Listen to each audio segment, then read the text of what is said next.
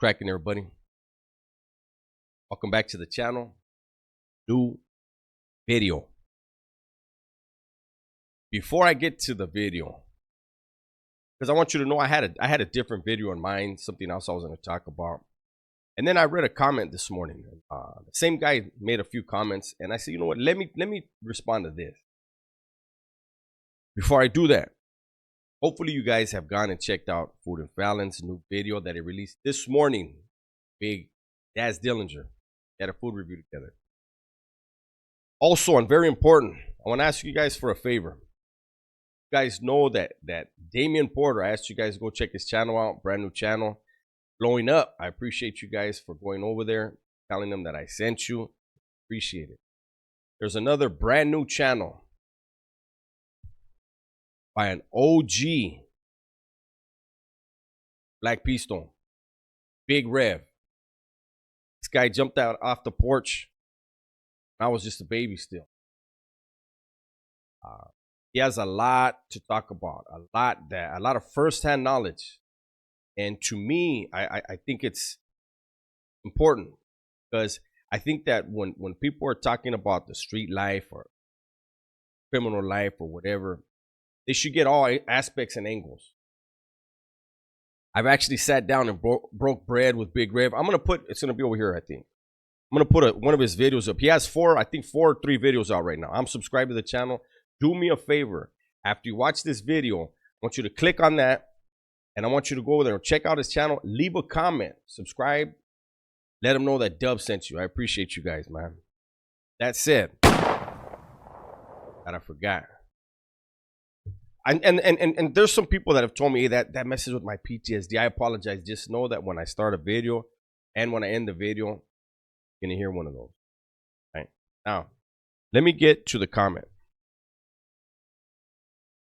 He actually left 3, but I only screenshotted 2 because that's what fit. And this is the first one says, how do you guys do that to each other? All seriousness. I'm being serious as a heart attack. Not being a smartass, nothing like that. I'm being serious. Like, I know you have grown up now and you understand different, but like take it back and think what's going on right now. Like, how do we take it in our hands to say another man don't deserve to live? That was the first one. And another one says, honestly, it is probably for you to listen to what you're saying. Like, I know you're trying to get it across, but the way you emphasize how good he was hit. Talking about yesterday's story, Hitman, how he got hit. So he says, the way you emphasize how good he was hit, like, bro, that's going to turn a lot of people off.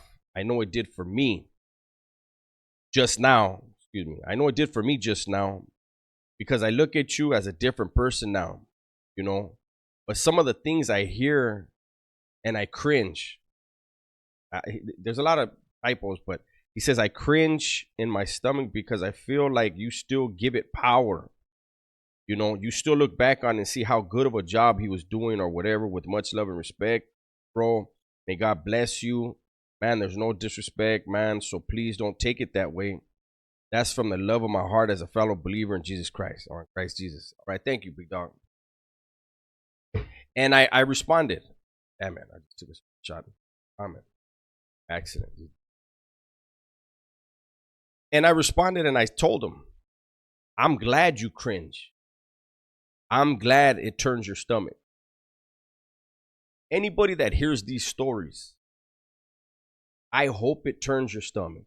I hope it makes you cringe. I hope it makes you think twice. That's why I tell these stories. That's why all of us in this genre, hopefully, when we tell stories like this, it is for that reason. It is to make you think. It is to make you have or want to live a better life and not follow in anybody's footsteps that has lived that life. Now, another thing that I believe I said it in the comment, but I'm going to say it here for everyone else. Anyone who has never been to prison and you watch my videos or anyone else's videos and they're related to prison, they're related to incidents, they're telling stories of incidents that occurred that they witnessed or that they actually did themselves. If you are a Christian or if you are a square, never lived that life,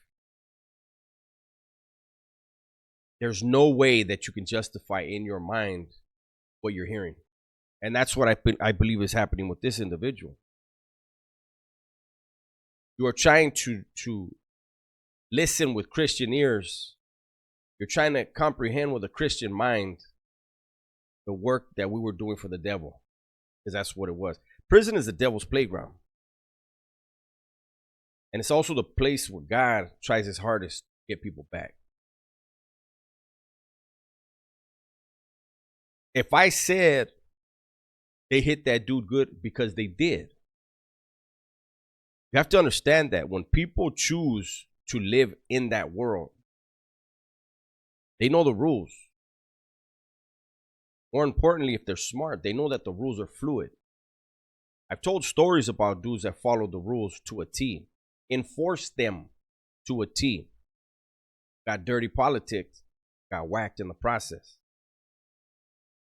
And when people still choose to live in that type of world, play chess with other people's lives, they understand what can and what more than likely will come when they live in that world. So that's why I try to paint the pictures that I do. You know, at some point, maybe I'll get into stories of dudes that got hit by the dude that were closest to him. I don't even have to get into it. We can just talk about it now where I'm not going to get into specifics, but understand this. In that world, I have a habit, developed it in prison, continue it to this day, but it's different now. But when anybody would approach me in prison, I did a quick little pocket check, waistband check, check their hands out. You don't know what's in another man's mind. Like I told you, you could do everything to a T. Somebody pencil whipped you. Somebody badmouthed you, lied, or was able to get the ear of somebody and convince them that things would be better off without you being there. Even though you're solid as fuck. Even though you're pushing a hard line. But you felt you pushed a little too hard, maybe. Getting a little too close for comfort.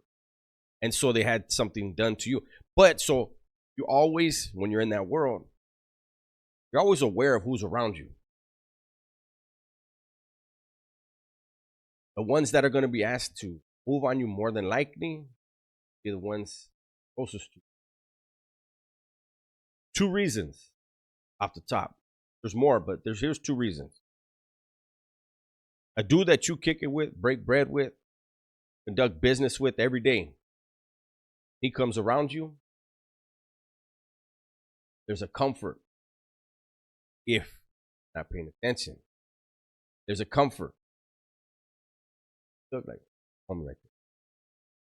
When it's somebody that's not a homie, you looking like, hey, what's up, homie? How you doing? You're keeping an eye on them. So they ask the guy closest to you, push the knife in you, because you may lay your guard down easier, him, someone else. Second reason is, if somebody is asked to hit you and they want to utilize somebody close to you, find out who are you more loyal to. Your friend, your prison buddy, or the cause. They're going to find out. Best believe when they ask somebody that's close to somebody to hit their friend, best believe nearby there's 2 more dudes strapped up on you. Don't do it, they're going to jump on both of you. That's the way it works. So I apologize if feelings get hurt, graphic when I tell these stories. But then they have to be. You don't want to experience the pain of physical pain of having two dudes on you, intent of taking your win, making this your last breath you take. And another thing too, like I was thinking about it this morning. Hopefully you guys understand, when I tell a story, I don't just tell the story and forget about it. I tell the story, I lived it. And when I react, like the other day when I did the story on the hit in Pelican Bay, I didn't know that other people or other platforms were saying that could possibly be the end of hostilities. That some people were saying that it was possibly declaration of war. That blew my mind after when I heard that it was kind of being thrown out there like that. Because anybody that knows something of that magnitude with who's on the yards now, if they're going to declare war, everybody's moving with knives. That was just an isolated incident. Hopefully it stays that way. But what I wanted to talk about is that somebody said in the comment, because I said I don't know anything about the story. I only know what I told you guys. Right? I don't follow that stuff. I don't like negative energy. But somebody in the comments said that Renegade Media had reported that the victim died in that. Right? And I don't want anybody to think when I'm telling a story like that I'm being frivolous about the incident, because there's nothing frivolous about it.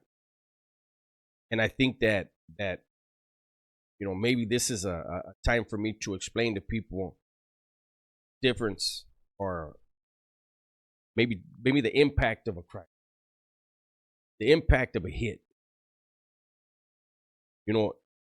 Initially you have a victim or a target, comes a victim, and the shooters.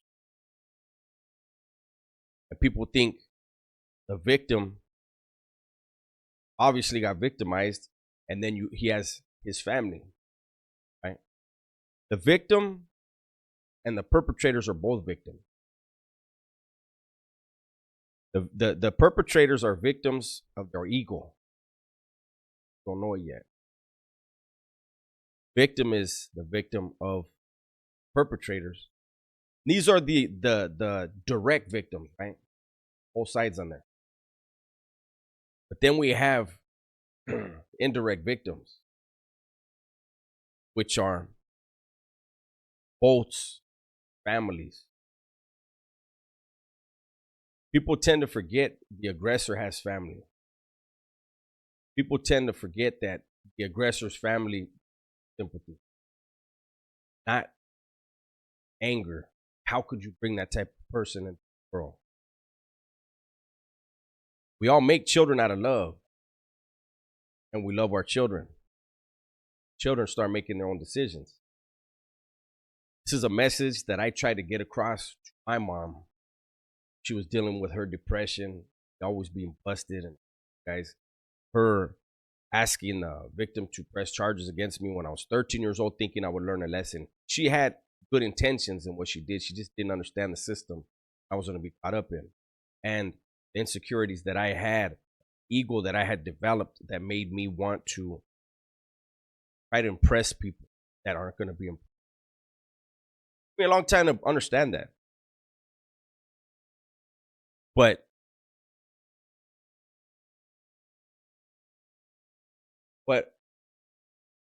to me, and this is one of those videos, again, I don't expect it to do big numbers. But I know it's going to get to who it needs to get to. I know I have a core of supporters who need these type of videos. Do not try, it's like when people, I have a family member. She's a reverend, I think in the Bay Area, San Leandro or something. And when my mom passed away, she wrote me a letter. And I remember it was like a 4 or 5 page letter. And I've told you guys what my mindset was when I lost my mom. Full of rage. I saw negativity in everything. Even kind gestures, I saw negativity. So this family member who I've never met in my life, Reverend, wrote me. Like I said, it was a 4 or 5 page letter. how many pages is irrelevant, but still, she put in that effort. And as I read that letter, I felt like it was an exorcism. Whole letter. And asked me once, how are you doing?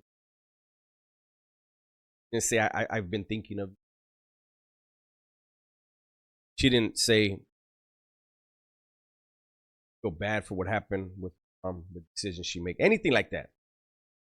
From beginning to end, it was an exorcism. And I wrote back and I said that. And I wrote back and I talked about things that were driving me. I talked about my Mexica studies. I remember her saying, she wrote back and she said something about the Aztecs and the sacrifices and all these other things. The propaganda that was used to justify the slaughter of our ancestors.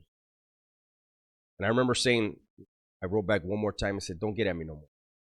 But I remember even then saying, you can't use modern eyes when speaking of ancient times. Different mindsets. And that applies here. If you can't understand mindset of a convict, it's because you were never a convict and you're blessed. Recognize that. Recognize that if you've been a square your whole life, we're a lot smarter than a lot of us. There are brilliant, brilliant minds. Fortunately, their mental power is focused negativity. Their potential is being wasted on negativity.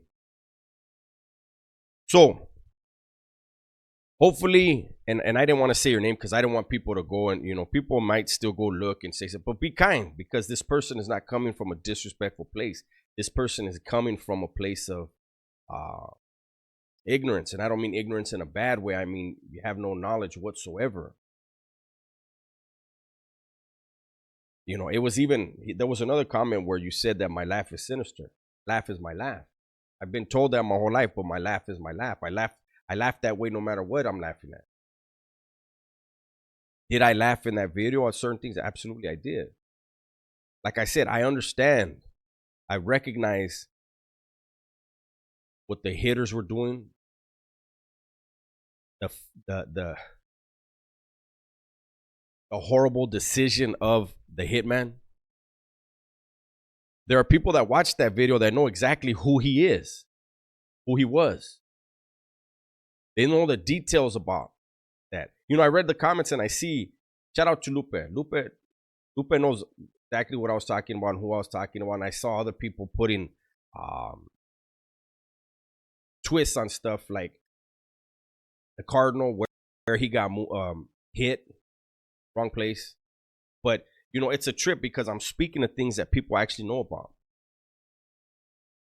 People I actually did time with. And like I said, before I go, this is all real life shit.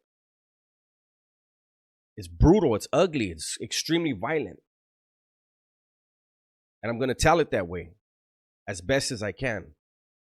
And like I said, I hope it makes you cringe. I hope it turns your stomach. More than anything, I hope it makes you want to be better. Hope it makes your kids want to be better and avoid the lifestyle. We can do a whole lot more if we stop thinking it's cool, hang out in the streets. It's a badge of honor to go to prison, that it means something to take someone's life. So with that said, everybody please be safe, smart, and tell the ones you love that you love them. I'm out.